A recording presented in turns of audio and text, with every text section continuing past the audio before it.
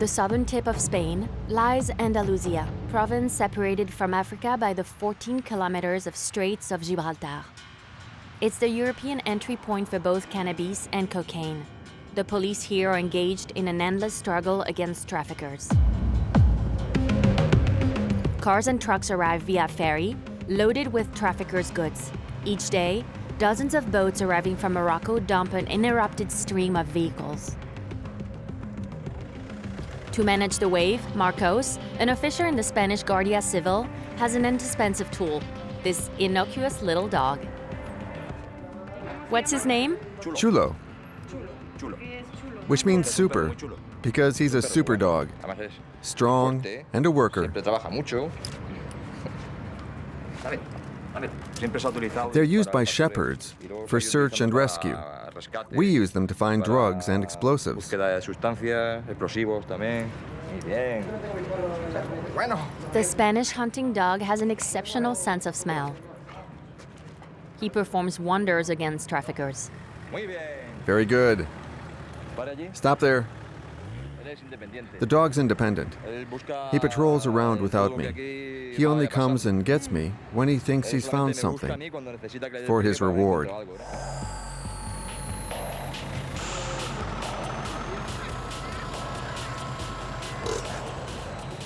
In the port of Algeciras, the Guardia Civil is on red alert. Chulo has identified this car. The man looks respectable. Please step out, sir. It looks like a family trip, but Chulo smells something funny. Marco, look. Indeed, one officer has found what looks like hashish, and it's only the beginning. He and the dog found it. What is it? It's drugs. Drugs? The search pays off. The car is carrying an incredible stash, hidden all over the place. It's beneath the old people's seats, as well as under the floor mat. There's plenty here.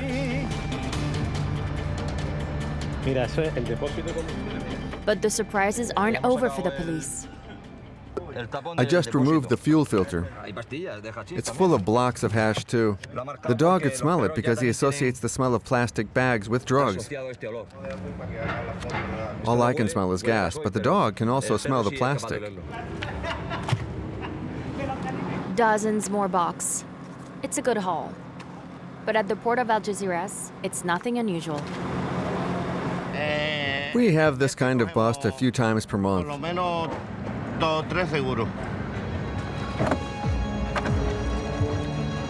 The driver will be taken to the police station for interrogation. You're under arrest. Traffickers often make mistakes. This time, they were foiled by Chulo's sense of smell and the officer's perceptiveness. I've worked here for years, so I'm experienced, and I pick up on little signs. It's the things that tip me off. This empty suitcase, for example. Who travels with an empty suitcase?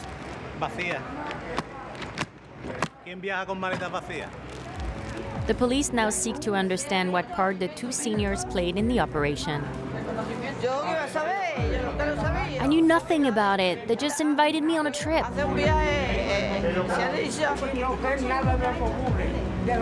I don't understand what's going on. That's the truth.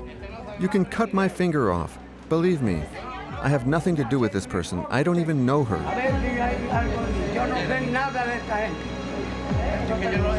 In fact, a couple of days ago, the smuggler offered to give the couple a ride for free. Trafficking schemes are evolving. It used to be easy to spot the kind of person who would be smuggling drugs, but that's no longer the case. Look at this man. He's traveling with an elderly couple. Sometimes it's little children instead. This time around, the Guardia Civil beat the smugglers. 65 kilos of resin, with a street value of 130,000 euros. It's a small victory in the war against drug trafficking. 65 kilos. This is the postcard picture of Andalusia. Soft beaches and sun year-round. For the 6 million tourists that come each year, it's a paradise. Viva Marbella! Andalusia, however, is also one of the poorest regions in Spain. It's directly across from the world's biggest cannabis producer, Morocco. The result? Drug trafficking has exploded. There's at least 40 kilos per bag. By land and also by sea. Look, there's more. For the past few weeks, we have followed the police as they attempt to contain the flow of drugs. It's a smuggler, for sure.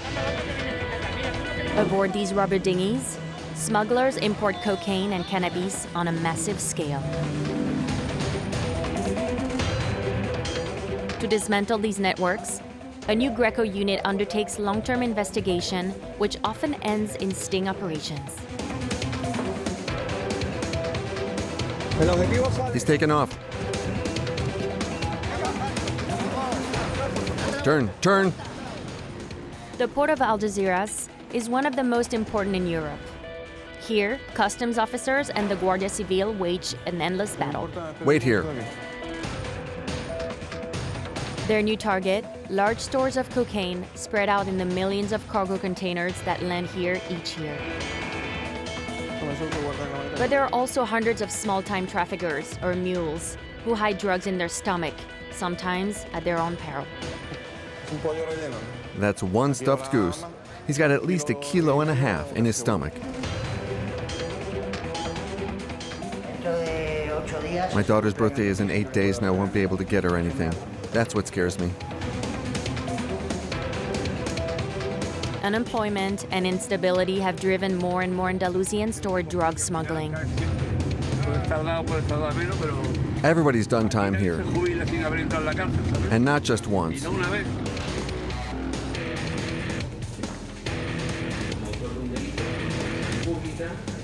For your crimes against the public safety, I hereby sentence you to 4 years in prison. What are we left to do? Drugs. 1,500 kilometers from Paris, in the narcotic nerve center at the heart of Andalusia, police and smugglers are caught in a merciless battle.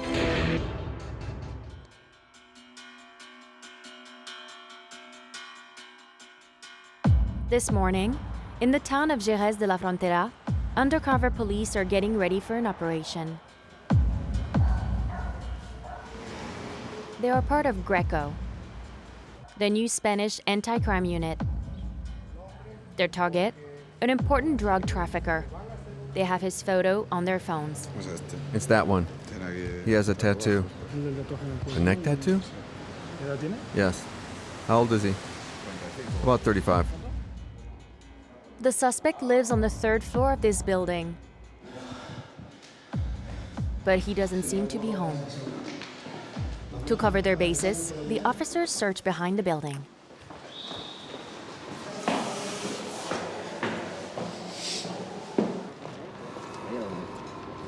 Look, he could have escaped via the balcony window. Before breaking into the apartment, Ricardo takes one last precaution. He goes down to the parking garage, where the smuggler's car is parked. It's a German sedan. I'll deflate the tires. He won't be able to get away. At the same time, his partners intercepted the suspect's fiancée. Ricardo is counting on her to open the apartment. What's going on? We have to take him downtown for questioning. You have to open the door for us.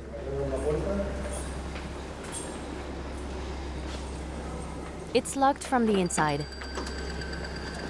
Ricardo is convinced that the suspect is inside.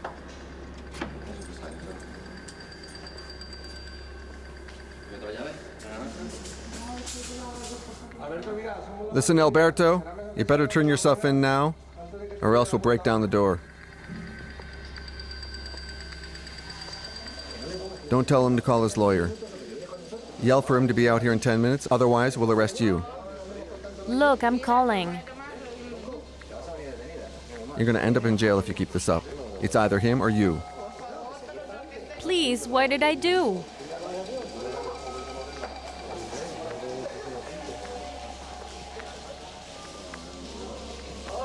I'm going to kill him. It looks like a stalemate. The captain decides to go in by force.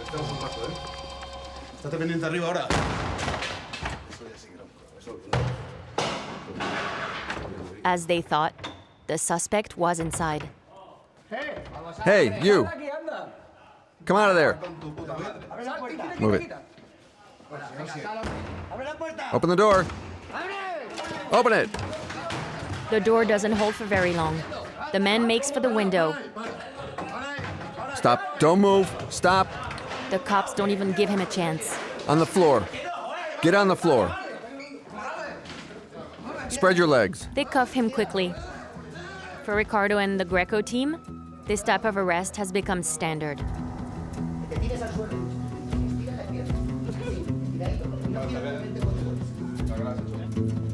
This elite unit is on the front lines of the war against drug trafficking in Andalucia.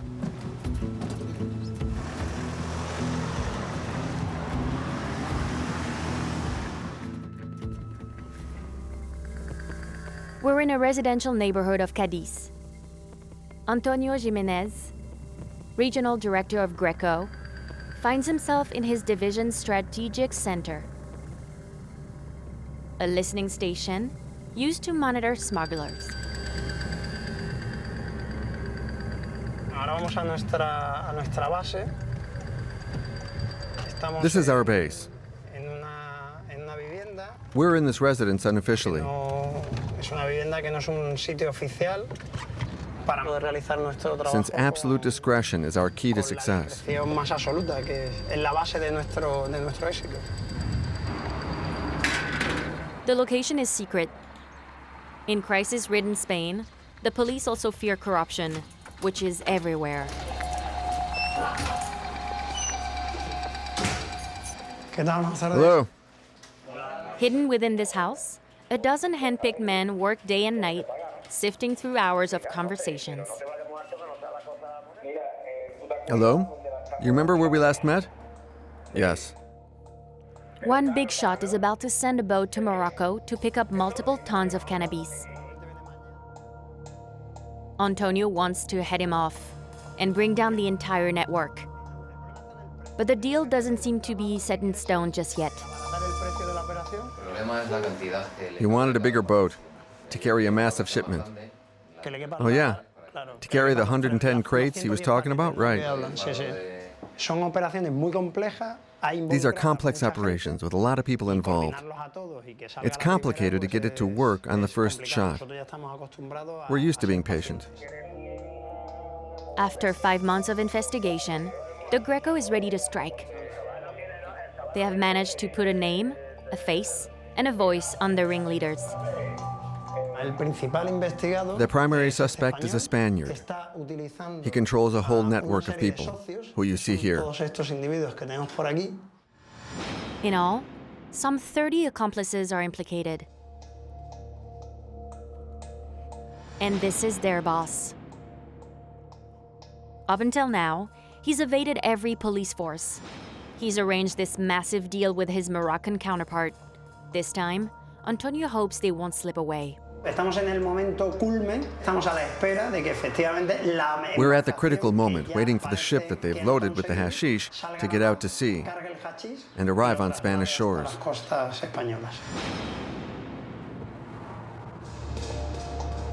The head of Greco is determined to topple this organization. That's why he sent his investigator Juan over 100 kilometers away on the Algeciras coast to the banks of Guadarranque.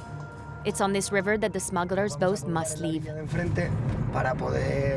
going to create a post on the opposite bank and wait for the boat to be put in the water. There might be lookouts in the vicinity. Because they control the whole zone? Yes, of course. We're not in Colombia nor Mexico. Yet, in this residential neighborhood, villas are protected by high walls and cameras and are often occupied by traffickers. One villa is for sale. To see what draws them here, we pretended to be in the market. The realtor gave us a tour. There's an unobstructed view onto all the neighbors. What's the most interesting is that all the inner courtyards have direct access to Guadaranque.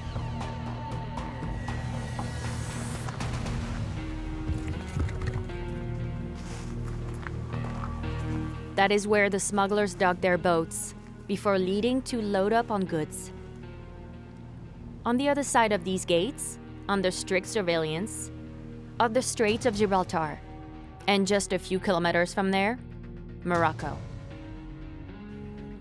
Just like our realtor, everybody here knows that drug smugglers prize these riverside houses. Drugs are an enormous business, and anything is fair game to get them into the country. They've always used the rivers to travel by inflatable dinghies. The boats come in a truck, get unloaded, and head out. Simple as that. You've seen them? Yes, very often. The residents are so fed up that they have taken to filming the comings and goings on the Guadaranque. There's another one. Go. Faster. Traffickers travel with impunity and in broad daylight, earning it the nickname, the River of Drugs. With powerful little Zodiacs packing over 300 horsepower, they are on Moroccan shores in less than 30 minutes. Yeah, go! Incredible. It's go fast on water. And it makes capturing them especially difficult. We meet back up with Juan, the Greco agent, along the river. He hopes to bust a boat today. It seems they haven't noticed us. We're going to carefully move up to the surveillance point. The investigator met up with his colleague Miguel, who's been lying there for hours. They have a perfect vantage point to observe the smugglers' villas. They've built pontoons within these houses, where the boats leave. It gives them much easier and more secure access to the water. The two officers get the smugglers' latest conversations directly on their phones. There's good news. Okay. It's an interesting conversation. They were speaking with the Moroccan. They said they're going to go eat. And their slang, eat, means load up on drugs. It seems like they'll be coming out soon. A few moments later, the police's patient pays off. They're coming out. There, see? There it is.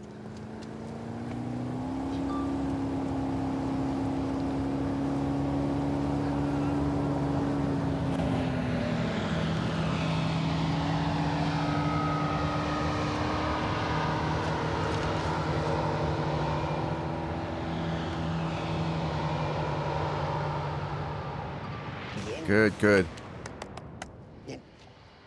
How many were there? 4 passengers and 2 engines. They're dressed like the last time, in red and black. This time, a new smuggler base has been identified. The police know that the boat will soon return from Morocco, loaded down with drugs. With this information, Greco is ready to deal a deadly blow to the organization. A few days later, 6 a.m., Puerto de Santa Maria precinct, a few kilometers from Cadiz. Dozens of officers are on the warpath. Antonio, the head of Greco, has decided to arrest the man identified as head of smugglers. The man, 35, is believed to be dangerous. We never know how he'll react. Is he armed?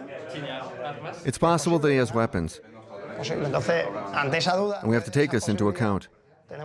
We take all precautions. Antonio has called in support from a special operations unit. How do we get here? We'll guide you, okay? Actually, I have to be here, no? Next to this private lot. Arresting the man in his home requires a serious organization of forces. With their plans in place, all they have left to do is execute them.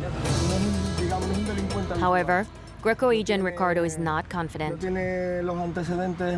This isn't some repeat delinquent. He has no police record. This is an intelligent man who uses his underlings to avoid implication. He moves cocaine and hash.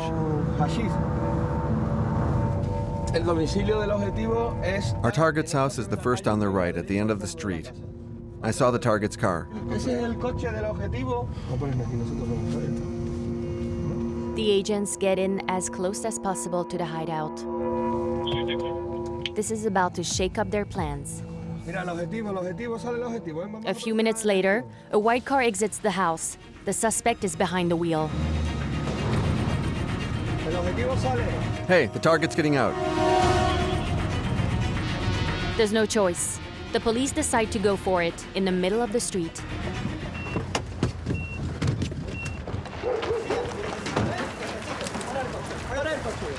Out of the car.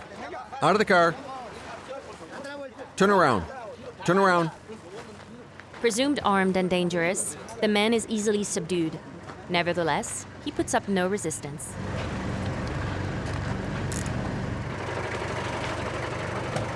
A quick search reveals that he's unarmed. I haven't got anything. I have to look. Stay calm. I gotta do my job. It's just my job. In the car, police uncover 4 mobile phones and, more surprisingly, a collection of women's undergarments. The suspect is driven home under heavy guard to continue the search. Antonio is hoping to find the evidence needed to convict this ringleader, or at least a lot of cash. He knows that big shots rarely keep a lot of drugs around them. There is not much hope. Is it locked? Is it open? No, it's open. My girlfriend's asleep in the back room. The man is supposed to be unemployed, but he lives in a big house with a pool. Inside, police approach the room where his girlfriend is sleeping. We're waiting for our colleague who will search the woman.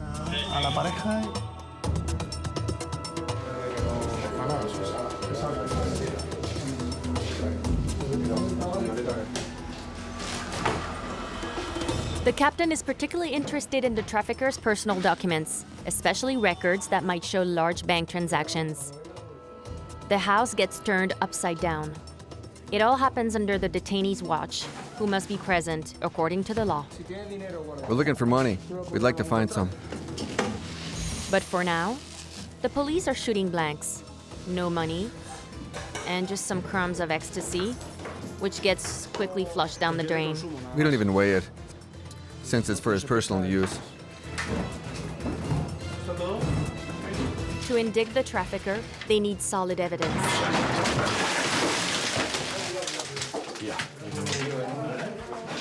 So the search continues. In the children's play den, one officer makes an interesting discovery. Hey, what's this, man? How do I know if you don't show me? You ought to know. Oh, that. We bought that for a costume party. I found it on internet. The suspect tries to explain himself, but Antonio knows very well what this is for. It bears the very same logo as the Greco wear. Even more surprising, he owns a real police badge. They pass themselves off as police officers, either to trick the real police or to stop and steal merchandise from other smugglers. Some of my friends took me to Carnival. Carnival? You're gonna get a serious fine. It's not illegal. Yeah, it is, dude. It's very illegal. A few moments later, the police finally hit on something more incriminating, and that definitely can be bought in a costume shop. This press is used to mold bricks of cocaine. They mix cocaine with another powder and a solvent to form a compact paste. This way they increase their profits by cutting its purity. Back in the house, the search in the bedroom finally gets to something serious. In a drawer, there's a large package of white powder, presumed to be cocaine. Another bag also contains narcotics. It was a serious oversight on the boss's part. There are even pellets of hash, made to be swallowed by drug mules. The judge has his clerk register the police's evidence. The dealer knows that he faces a harsh sentence. Still, he pleads for his girlfriend's innocence. What's she got to do with this? What doesn't she have to do with this? Only thing she did was sleep with me. It's obvious she's in your house, so the things in your house implicate her as well. I swear it all belongs to me. She has nothing to do with it. Tell it to the judge, and plenty of other things. Taken to the station for interrogation, the head honcho will finally be charged.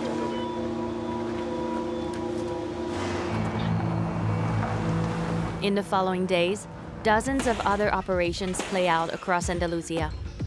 This footage, provided by the Spanish authorities, demonstrates the scale of the operation.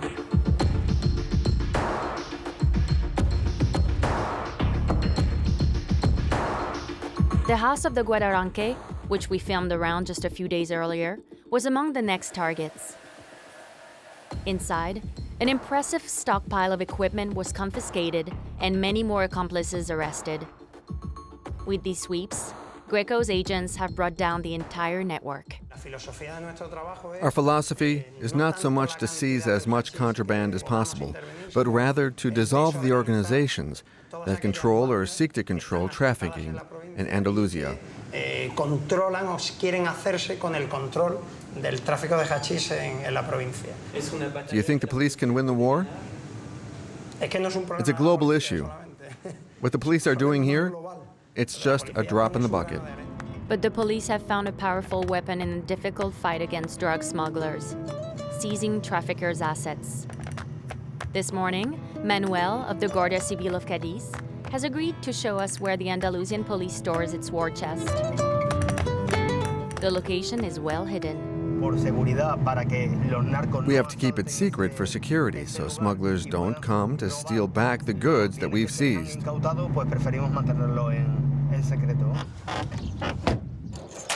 But behind the austere steel door, it's like Ali Baba's cave.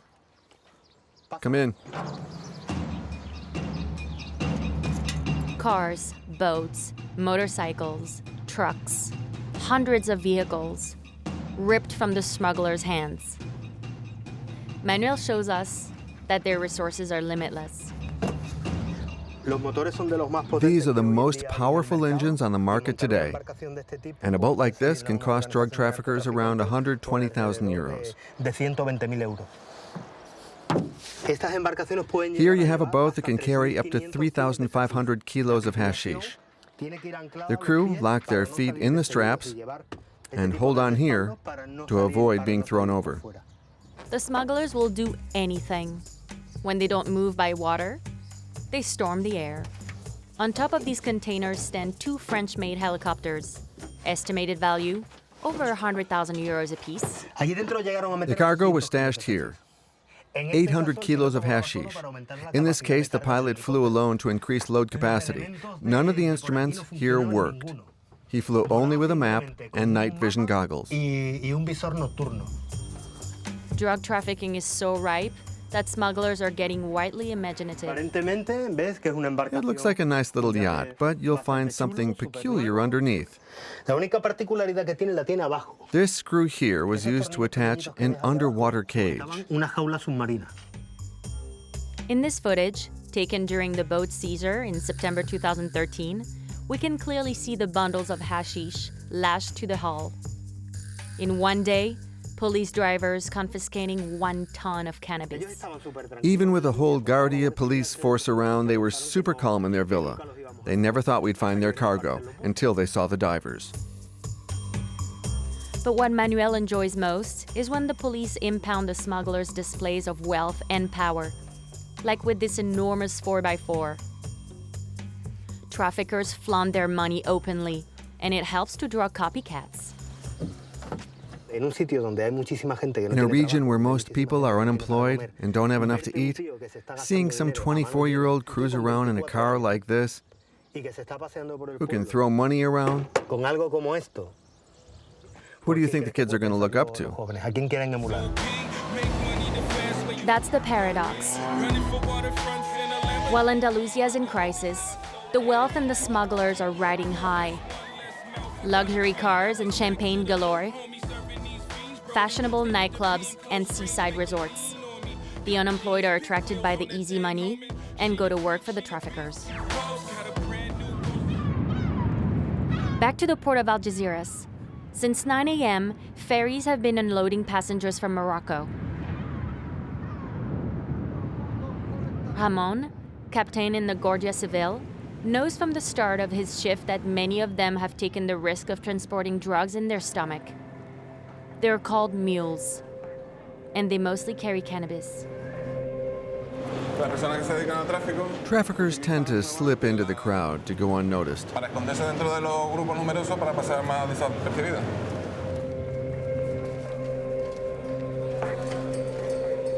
In order to spot them, they stand in front of the 300 passengers debarking from Ceuta, a Spanish enclave in Morocco.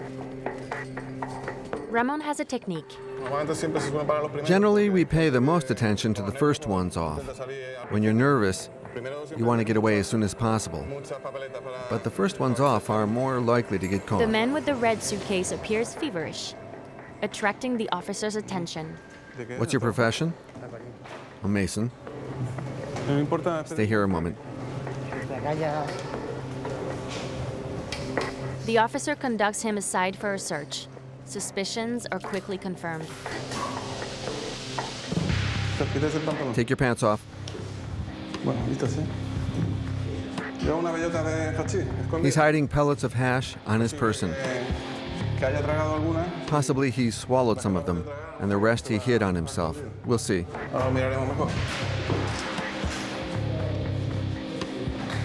5 resin pellets, wrapped in saran wrap.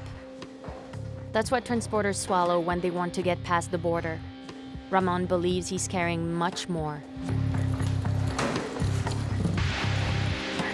Open the briefcase.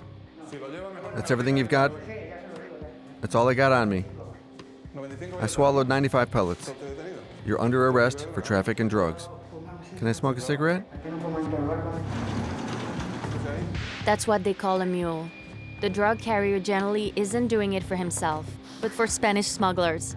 His stomach serves as a hiding place. We're going to take an X-ray.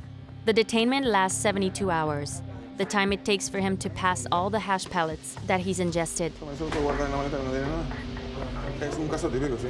It's very typical. Many of the first-timers can't manage to swallow everything they've bought, so they try to conceal the rest. I found pellets in his shoes, pockets. In Andalucia, more and more people are willing to risk everything for 1 kilo of drugs and a 3,000 euro reward. Why did you do it? Because I don't have money.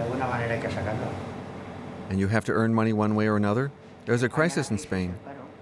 Each pellet costs 10 euros in Morocco, and the farther north of the border you go, the more the price rises. Where I live, it's 40 euros. In Alicante? And in France, it sells for 80 euros. Aren't you afraid to be carrying drugs? My daughter's birthday is in 8 days, and I won't be able to get her anything. That's what scares me most. Like 1/3 of Andalusia, this man is without work. For some, muling drugs is a last resort to earn some quick money. No mattress? No. And there won't be a mattress until you pass all the drugs. If it's done tomorrow, you'll go see the prosecutor, then you'll sleep elsewhere. Swallowing drugs is dangerous. It causes serious fever and can result in deadly hemorrhaging. In the next room, a man seems to be in very bad shape. He's also a mule. He ate so much his body can't take it.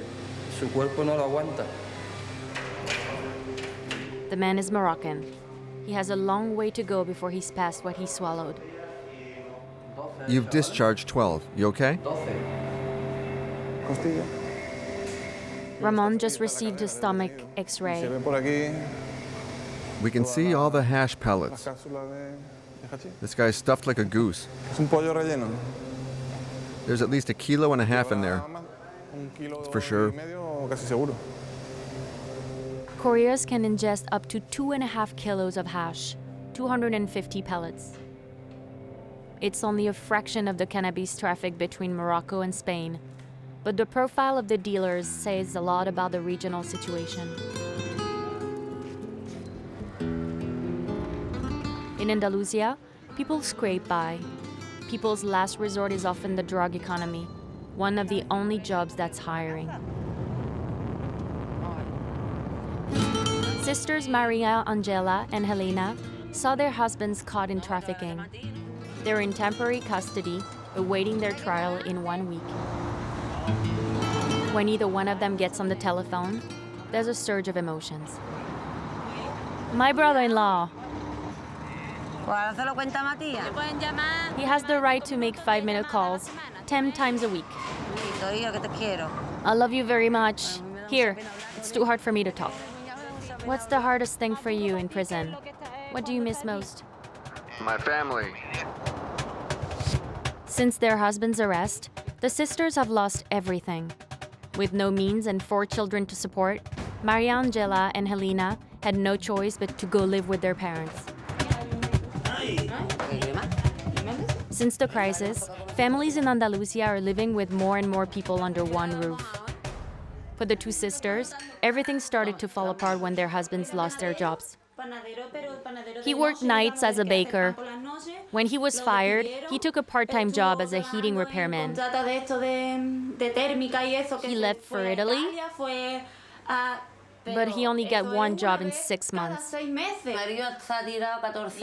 My husband had been a craftsman for 14 years, for construction. 10 years ago, he had a bad accident and couldn't work for 3 years. He didn't get any social security. Day by day, debts accumulated. With their hands tied, they went to work for the smugglers and wound up in prison. Maria, Angela's oldest daughter, has been traumatized by the situation and ostracized by her friends.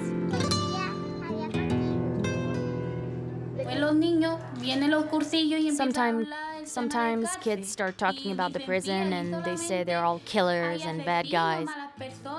And that hurts me.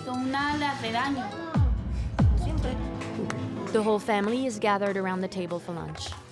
With little money, meals are modest. Estela, I made you a chorizo sandwich. Is that what you wanted?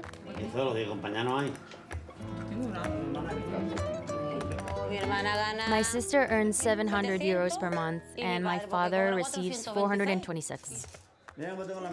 Look at my hands. I paid in for 25 years, yet I don't get a thing. What are you left to do?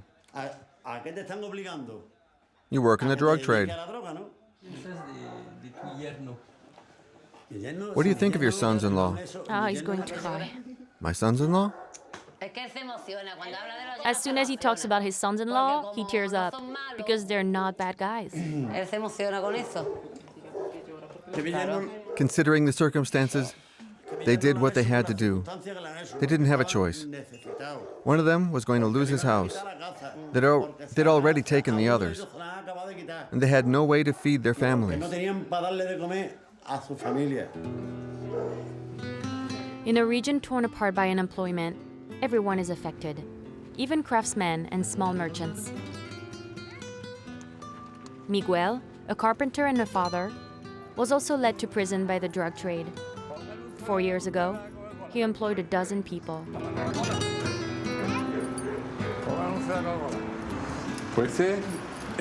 Here is the workshop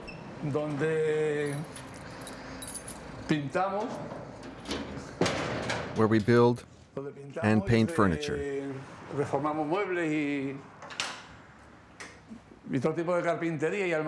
There's a lot of work in carpentry. I used to just handle the business side of it. Now I'm all alone. And I have to adapt.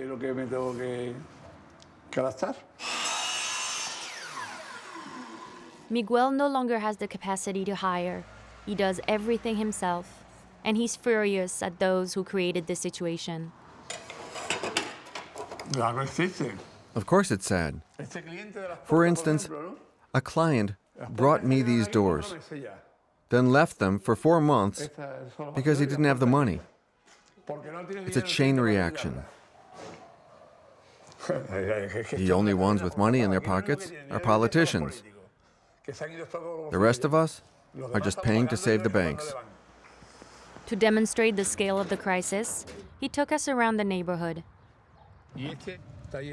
This mirror factory had 18 workers, plus the father and his kids, before it shut its doors.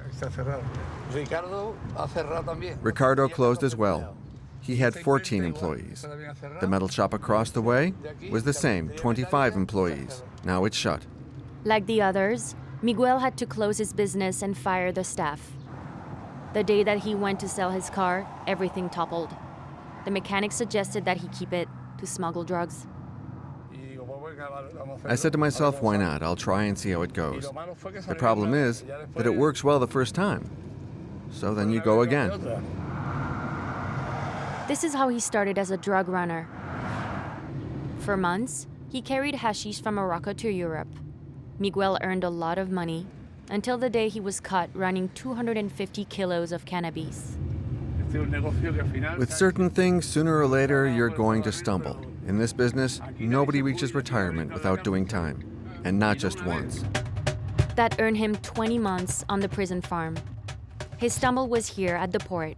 The detection dogs sniffed out the 50 kilos of hash hidden in his trunk. At this point, though, prison doesn't seem to dissuade anyone in Andalusia. The port of Algeciras is one of the largest ones in Europe. Each year, more than 2.5 million cargo containers pass through. For smugglers, that's a godsend. Customs officers recently discovered 2,500 kilos of cocaine concealed within a shipment of pineapples coming from Costa Rica. It was a huge bust. In all, 20 tons of cocaine have been confiscated this year, almost twice as much as last year.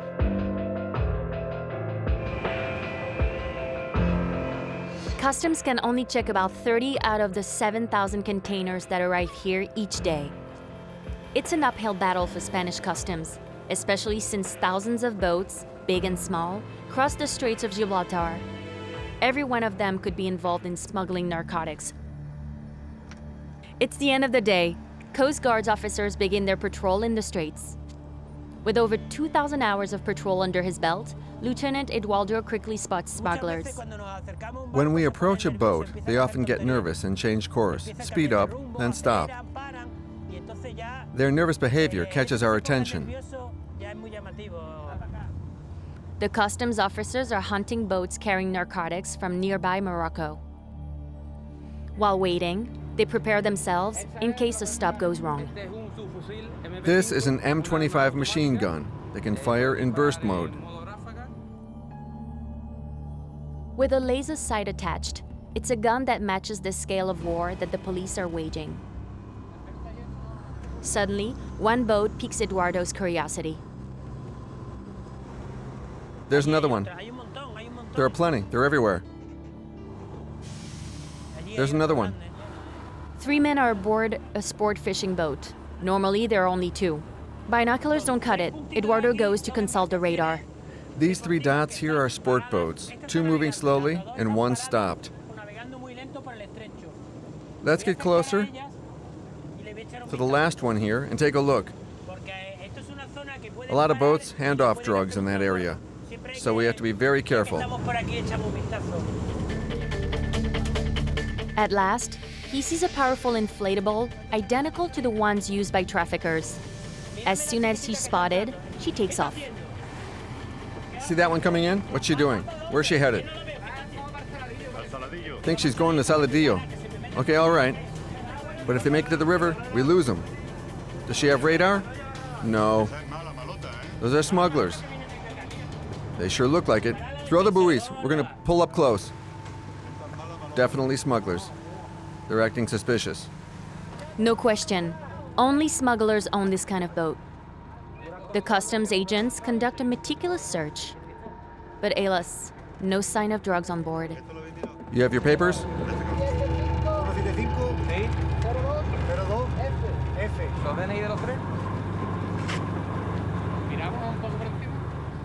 If they're smugglers, they're exceptionally calm. No doubt they just unloaded their cargo and know that they're not in danger. They go out for about 2 or 3 days. They never know for certain how long they're going to stay out at sea. We know what it is. And after they come back and they unload. If their papers are in order, there's nothing we can do. That's Spanish law.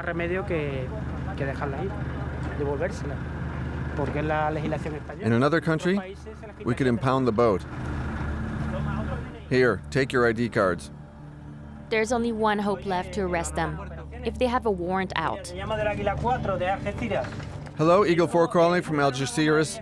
We've stopped a 10-meter Zodiac with 2 motors, 3 passengers returning from work. Can you check to see if they have criminal records? The search turns up negative. Eduardo has no choice. He has to let them go. With nightfall, grabbing traffickers becomes even more difficult. At sea, if the smugglers are 2 nautical miles away, we can see them. But if they're farther than 2 nautical miles away, it's impossible. We have to be in the right place at the right time. In these cases, it's often experience that makes the difference. The officer just spotted something fishy on his screen. He calls his colleague to help. Wow, look at that. What? A boat close by. I got 2 dots on the radar, right next to each other. Can you see with the thermal camera if they're tied up? Or they're just splitting up. Looks like a fishing boat. There's not much light. A boat without light is suspicious. For example, the semi-rigid smuggling boats with powerful motors never have lights. They navigate without lights.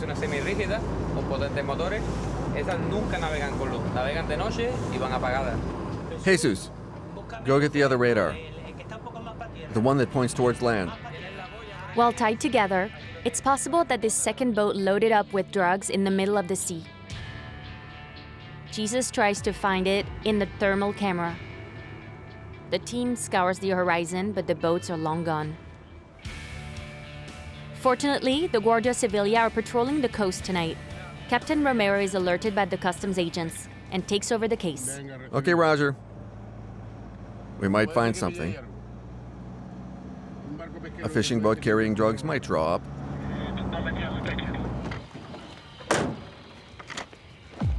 The police decide to stop at an ideal lookout point, overlooking the whole coast. Their high-performance binoculars allow them to survey the whole strait, 15 kilometers around. We lost them near Libertad. They unhitched and then disappeared. Okay, we'll try to find them.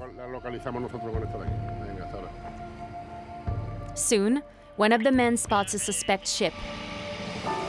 Thanks to this thermal camera, he can see like a broad daylight.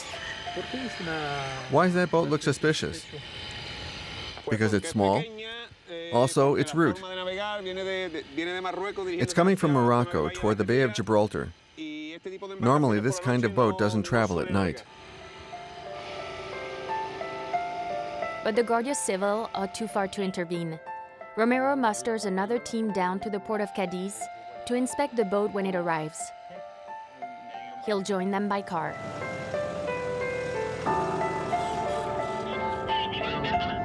Later, the police officer learns that his colleagues arrested the traffickers in the act. They were in the middle of unloading their shipment into a truck. We all work together because the strength is in cooperation. And that way, we all win. Arriving at the Cadiz police headquarters, Romero sees the 2 suspects. Even if a few of them managed to run, their trucks stayed behind. Inside, large burlap bundles. Yes, What's inside? Hashish. It's well wrapped to protect it from water during the crossing.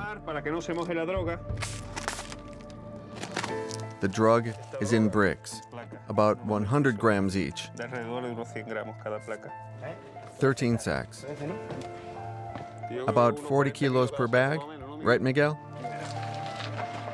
A total of 456 kilos of hashish, one of the finest busts of the year for the Spanish Customs and Guardia Civil. At the station, one of the two smugglers is to be questioned. Given his profile, the police know that he's just a henchman. I was trying to find work. I waited and waited, but nothing.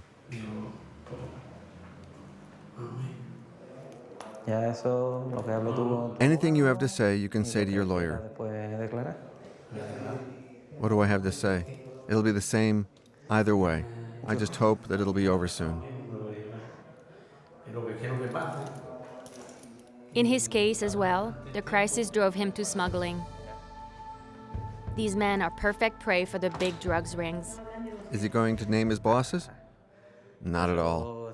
That's part of the organization. The people who hire these guys know them and threaten them. So if they talk, things just get worse. The real bosses, the guys who own the merchandise, aren't even there at the handoff. They don't dirty their hands. In Andalusia, drug barons rarely end up in prison, and lowly smugglers clog up the courts. Some days later, we met Maria Angela and Helena at the Algeciras courthouse. They were at their husband's trial. After 6 months in prison, they were up for sentencing for having unloaded a boat with 230 kilos of hashish. They face up to 7 years in prison. As a repeat offender, you are hereby sentenced to 4 years in prison for crimes against the public good.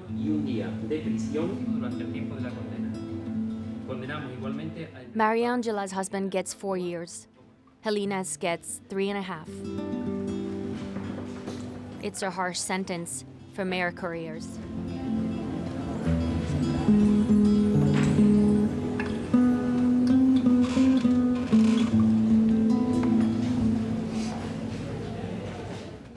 In Andalusia, hundreds of cases like this are heard every week. Yet drug traffickers know that their business is safe, their source of labor is cheap and plentiful.